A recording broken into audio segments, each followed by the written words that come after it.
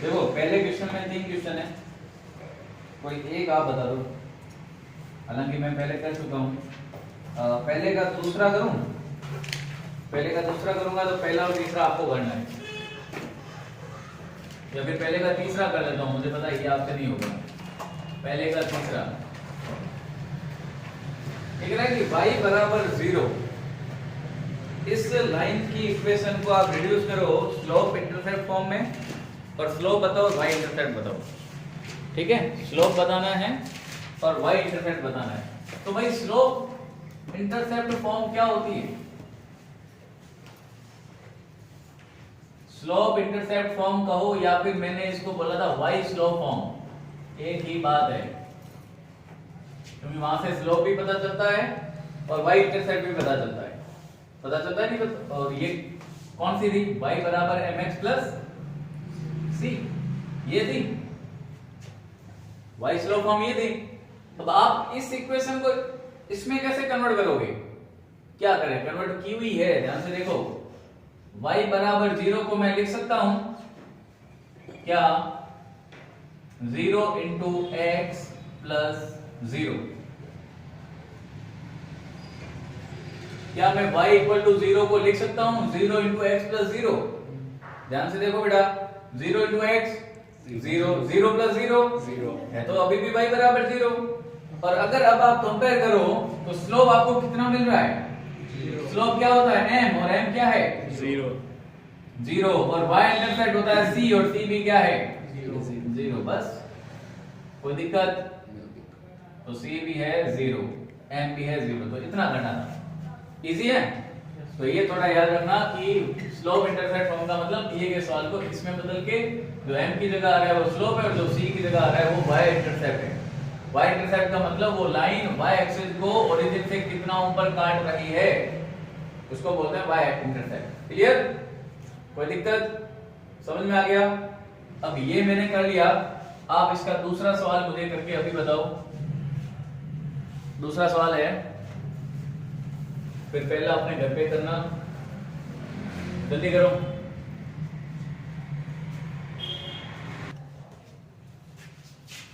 Question number 2, इसमें भी 3 सवाल है, इसका मैं वापस तीसरा मैं अभी कर रहा हूं। 3y प्लस 2 इक्वल टू 0 ये दिया हुआ है, और इसमें कहा है कि इसको इंटरसेप्ट फॉर्म में बदलो। ठीक है, और दोनों एक्सिस से जो इंटरसेप्ट है वो बताओ। तो इंटरसेप्ट फॉर्म क्या थी बेटा? इंटरसेप्ट फॉर्म क्या थी? h by a y by b बराबर 1। तो यहाँ x वाली तो टर्म ही नहीं है, तो मैं 0 इंटू एक्स लिख दूं। y वाली टर्म बड़ी है 3 इंटू वाई, प्लस का 2 उधर भेजो, माइनस का 2, क्योंकि मुझे लेफ्ट हैंड साइड में x और y की टर्म चाहिए और कुछ नहीं चाहिए। ठीक, अब सामने मुझे 1 चाहिए, लेकिन मेरे पास सामने क्या है? -2। 1 कब होगा? जब -2 का डिवाइड करूंगा, तो डिवाइड बाय -2, तो 0 into x by -2, 3 upon -2y equal to 1। अब देखो ऊपर x और y के साथ कुछ नहीं होना चाहिए, कुछ नहीं होना चाहिए। तो देखो 0 इंटू एक्स तो लिखना ही पड़ेगा। 0 को मैं कैसे हटाऊं? 0 को हटाना है ही नहीं कोई तरीका।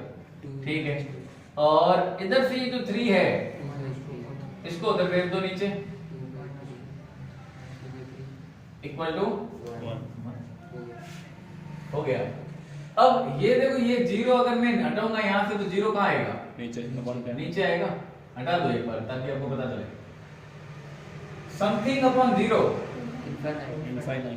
इनफाइनाइट, और इनफाइनाइट लेंथ का आप इंटरसेप्ट काट सकते हो क्या? एक्स एक्सिस पे नहीं कर सकते। तो इसका मतलब क्या हुआ? क्या ये लाइन एक्स एक्सिस पे कोई इंटरसेप्ट काट रही है? नहीं कर, क्योंकि एक्स एक्सिस पे काटा गया जो इंटरसेप्ट है वो डिफाइन नहीं हो रहा, इसको हम डिफाइन नहीं कर सकते। We can not define the length of intercept cut by line on the x axis। बात समझ में आ रही है? तो इसका मतलब मैं यहाँ पे x इंटरसेप्ट नहीं बता सकता, लेकिन मैं y इंटरसेप्ट बता सकता हूँ। कितना? -2/3। अगर पूछा जाए कि बताओ x इंटरसेप्ट, तो हम क्या कहेंगे? x intercept can not be defined. Clear? Because something upon 0 जो वैल्यू है वो डिफाइन नहीं होती। नोट करो, x एक्सिस का अगर इंटरसेप्ट पूछे तो यहाँ पे उसको डिफाइन नहीं कर सकते, हम लिखेंगे no intercept with x axis. ठीक है, रुक जा 2 मिनट अभी। इसका सेकंड क्वेश्चन मैं यहाँ लिख रहा हूँ, सेकंड का वो अभी आप करके बताओ। 4x - 3y = 6। बताओ इसमें x और y पे कितना कितना इंटरसेप्ट काटा? तीसरा मैं फिर कर रहा हूँ, ये तीसरा मैं कर रहा हूँ x - y = 4। आपको ये कह रहा है कि इसको नॉर्मल फॉर्म में बदलो, फिर परपेंडिकुलर डिस्टेंस बताओ और एंगल बताओ परपेंडिकुलर का x एक्सिस की पॉजिटिव डायरेक्शन के साथ। मतलब p भी बताना है और अल्फा भी बताना है। और परपेंडिकुलर फॉर्म क्या होती है? परपेंडिकुलर फॉर्म होती है x cos alpha plus y sin alpha = p। इसको इसमें बदलना है।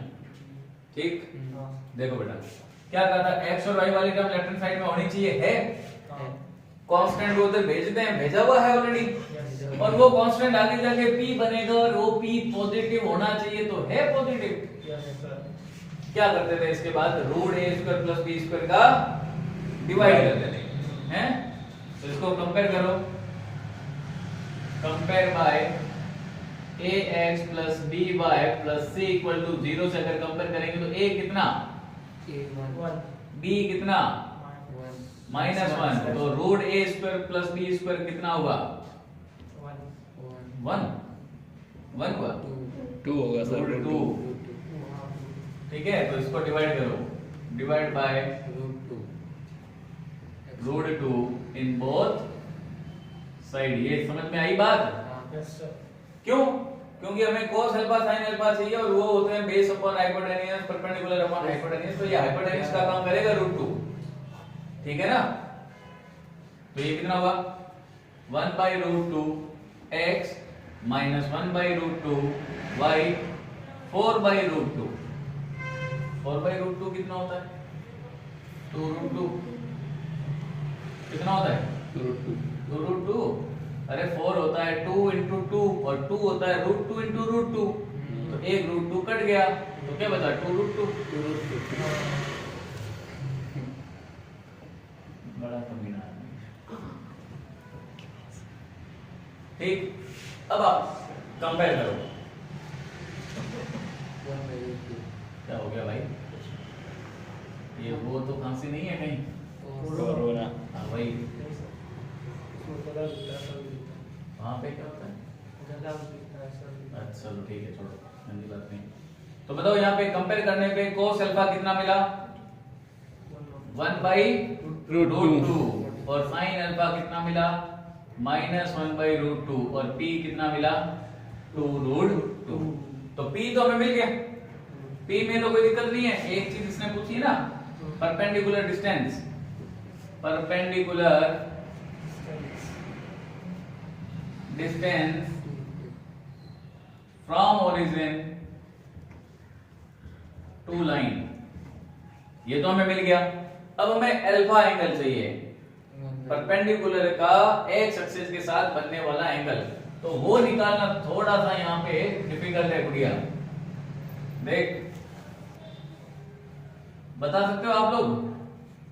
अल्फा बता सकते हो मुझे? आप अल्फा बताओ जहां cos 1/√2 आंसर दे और उसी अल्फा पे sin माइनस का 1/√2 आंसर दे। 45। तो cos 45 तो 1/√2 होता है, लेकिन sin 45 माइनस का 1/√2 होता है। तो आपके अल्फा तो गलत है। अब मैंने कल बताया था ये चीज, मैंने कहा था ऐसा सवाल आएगा जहां अल्फा निकालने के लिए हमें ट्रिग्नोमेट्री लगानी पड़ेगी, है ना? तो यहाँ ट्रिग्नोमेट्री लगाओ, मतलब आप एक अल्फा एक ही रहेगा, अल्फा चेंज नहीं होगा कि इसके लिए अलग बता दिया इसके लिए अलग, अल्फा तो वही रहेगा। तो आप मुझे ये बताओ कोस पॉजिटिव और साइन नेगेटिव आंसर किस क्वाड्रेंट में देता है? देखो अगर मैं cos अल्फा इक्वल टू 1/√2 है तो इसको देख के मुझे लग तो रहा है कि अल्फा π/4 होना चाहिए, अल्फा π/4 होना चाहिए, लेकिन अल्फा π/4 नहीं है। क्यों नहीं है? क्योंकि sin π/4 जो है वो 1/√2 होता है, न कि -1/√2, है ना? बात समझ में आ रही है? तो ये गलत है। तो हम क्या करेंगे, हम देखेंगे कि cos की वैल्यू पॉजिटिव और sin की वैल्यू नेगेटिव किस क्वाड्रेंट में मिलती है? Fourth quadrant. भाई फोर्थ क्वाड्रेंट में आपको पता है ना, इधर A S T C बड़ा है ना, cos पॉजिटिव होता है, sin नेगेटिव होता है। तो इसका मतलब जो भी अल्फा मिलेगा वो अल्फा कहां बिलोंग करेगा? फोर्थ क्वाड्रेंट से बिलोंग करेगा, क्योंकि उस अल्फा पे sin आंसर देगा नेगेटिव और cos आंसर देगा पॉजिटिव। बात समझ में आई? थर्ड में tan और cot पॉजिटिव होते हैं, ठीक है? sin और cosec पॉजिटिव होते हैं, इधर सारे पॉजिटिव होते हैं, इधर cos और sec। तो हम लिखेंगे कि here value of cos alpha is positive and sin alpha is negative, so their corresponding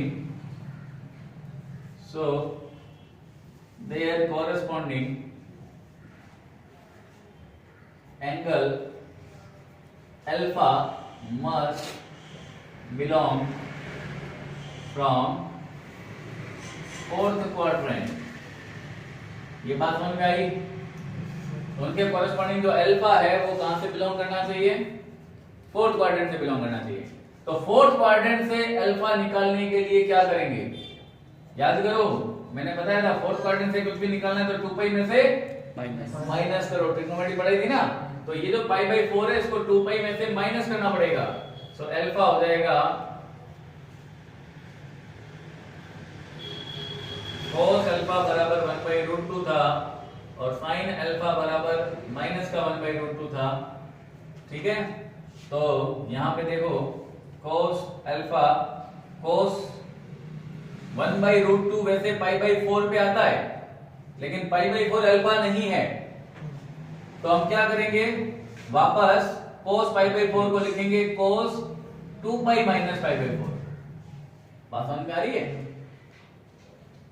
2π में से घटाएंगे। ओके, 2π माइनस π/4 कितना होगा? 7π/4। तो यहां जो ये अल्फा मिला है 7π/4, ये हमारा सही आंसर है। क्यों? क्योंकि आप 7π/4 यहां रख के देखो तो आंसर माइनस का 1/√2 आएगा। π/4 कितना? 45। 45 को 7 से मल्टीप्लाई करो, 315 डिग्री। और 315 डिग्री का मतलब 90 इंटू 3 प्लस 45। 90 इंटू 3 प्लस मतलब कौन सा क्वाड्रेंट? चौथा। चौथे में साइन होता है नेगेटिव और 3 है तो साइन चेंज होगा cos में, और cos 45 कितना होता है? 1/√2। तो देखो ये अल्फा, इस अल्फा पे cos की वैल्यू 1/√2 आएगी और sin की वैल्यू माइनस का 1/√2 आएगी, ठीक है? तो value of alpha must be unique. ऐसा नहीं कि sin के लिए अल्फा अलग आ रहा है और cos के लिए अलग आ रहा है। एक ही अल्फा पे sin की ये आंसर आना चाहिए, cos में ये आंसर आना चाहिए, ठीक है?